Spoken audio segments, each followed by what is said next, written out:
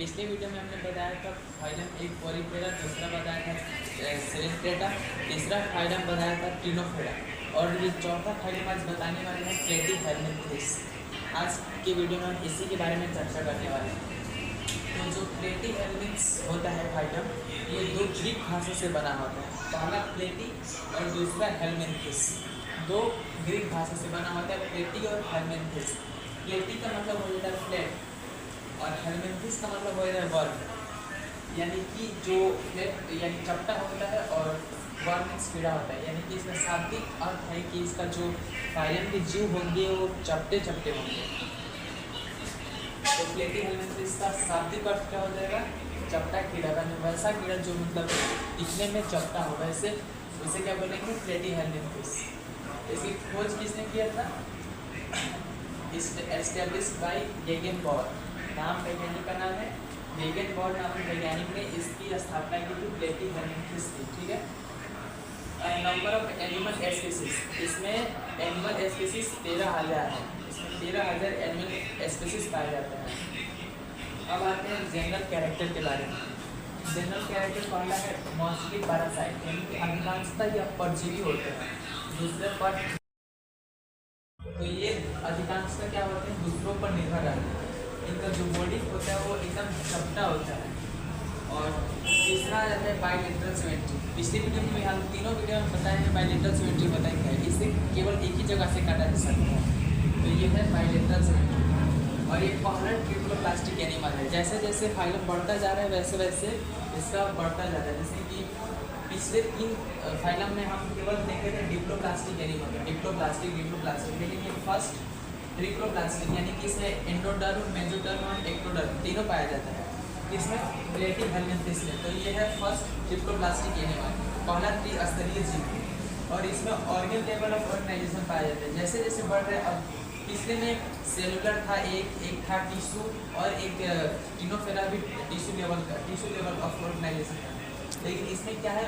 Organ level of organisation है, यानी कि इसमें अंग के स्तर पर संगठन है। ट्यूटोरियल और बर्ड है, यानी कि ये जलीय भी होते हैं और स्थलीय भी होते हैं, दोनों जगह पे पाए जाते हैं। नॉट फाउंड सिलोम, इसमें सिलोम नहीं पाया जाता। सिलोम हम आपको बताए थे पोरिफेरा में, फाइलम नंबर 1 में बताया था सिलोम किसे कहते हैं। तो आप लोग नहीं जानते हैं तो वीडियो देख लीजिएगा। इसमें सिलोम नहीं पाया जाता है। एक्सक्रीशन यानी कि इसमें उत्सर्जन की क्रिया किसके द्वारा होती है? फ्लैम सेल, इसमें फ्लैम सेल्स पाया जाता है या फिर सोलेनोसाइट्स, इसके द्वारा उत्सर्जन की क्रिया होती है। किसके द्वारा? फ्लैम सेल्स और सोलेनोसाइट्स। नॉट फाउंड यानी कि इसमें क्या क्या नहीं पाया जाता है? रेस्पिरेटरी सिस्टम, यानी कि इसमें श्वसन तंत्र नहीं पाया जाता है। स्केलेटल सिस्टम यानी कंकाल तंत्र नहीं पाया जाता है। डाइजेस्टिव सिस्टम यानी पाचन तंत्र इसमें नहीं पाया जाता है। रेस्पिरेटरी सिस्टम, स्केलेटल सिस्टम और डाइजेस्टिव सिस्टम ये तीनों नहीं पाया जाता है। किसमें? प्लेटीहेल्मिन्थेस में। बाइसेक्सुअल यानी कि ये होते हैं उभयलिंगी जीव। इसमें मेल और फीमेल दोनों का लिंग एक ही में होता है, उभयलिंगी जीव होते हैं। ये होता है रिप्रोडक्शन इसमें दोनों होता है, सेक्सुअल रिप्रोडक्शन और एसेक्सुअल दोनों रिप्रोडक्शन इसमें होते हैं। लैंगिक और अलैंगिक दोनों होता है प्लेटीहेल्मिन्थेस में। डायरेक्ट इनडायरेक्ट डेवलपमेंट होता है, यानी कि इसके डायरेक्ट जो इसमें जो डेवलपमेंट होता है वो इनडायरेक्ट होता है। ठीक है। इसमें रीजेनरेशन की क्षमता होती है, लेकिन सभी जीवों में नहीं होती है। इसके कुछ जीवों में रीजेनरेशन की क्षमता होगी प्लेटीहेल्मिन्थेस के बाद। प्लेटीहेल्मिन्थेस में सच में नहीं होता कैसे? तो ये कुछ इस तरह से होता है।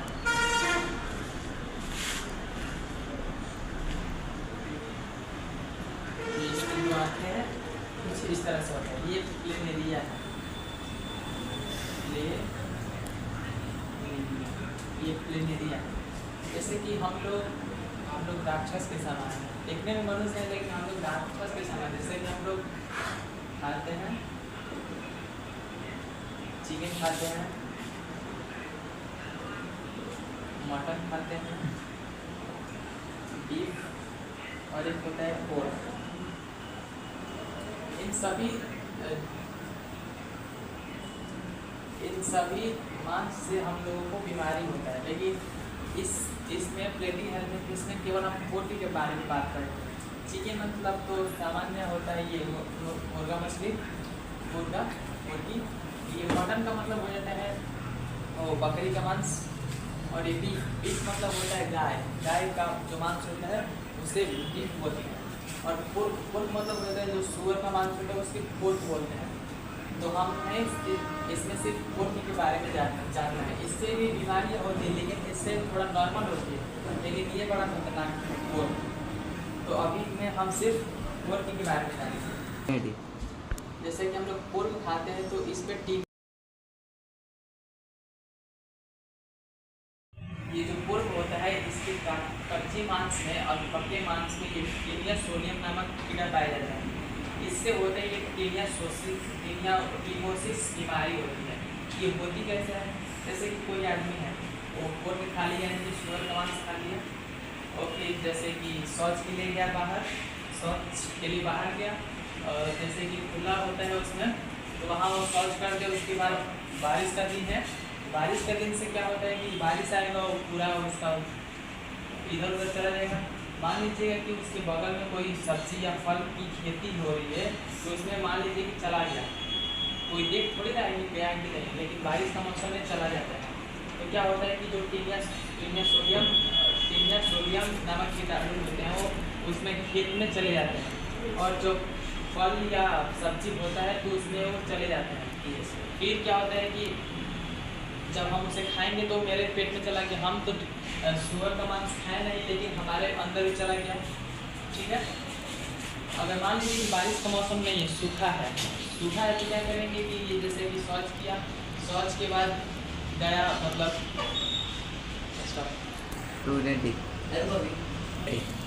जैसे कि शौच करके उसके बाद गया वह हाथ धोने, तो उसमें क्या होगा कि जो पानी गड्ढा में होता है उसमें भी वो चला गया।